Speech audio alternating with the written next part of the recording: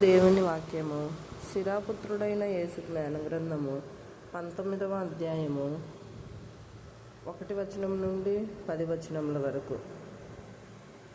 త్రాగుబోతు సంపన్నుడు కాజాలడు, చిన్న విషయములలో జాగ్రత్త చూపనివాడు క్రమముగా నశించును.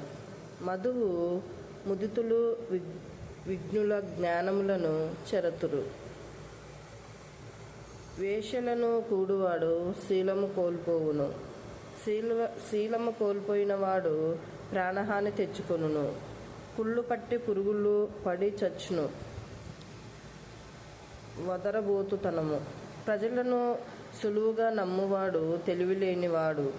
పాపము చేయువాడు తనకు తానే హాని చేసుకొనును.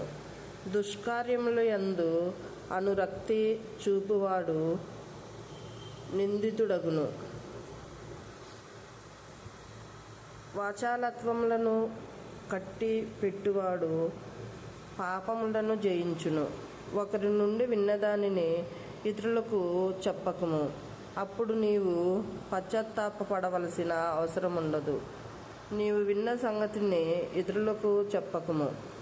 ఇతరులకు చెప్పకుండుట పాపహేతువైననే తప్ప మిత్రులకు గాని శత్రువులకు గాని దానిని చెప్పవద్దు.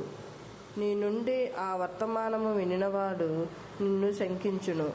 అటు పిమ్మట నిన్ను కూడా ద్వేషించును.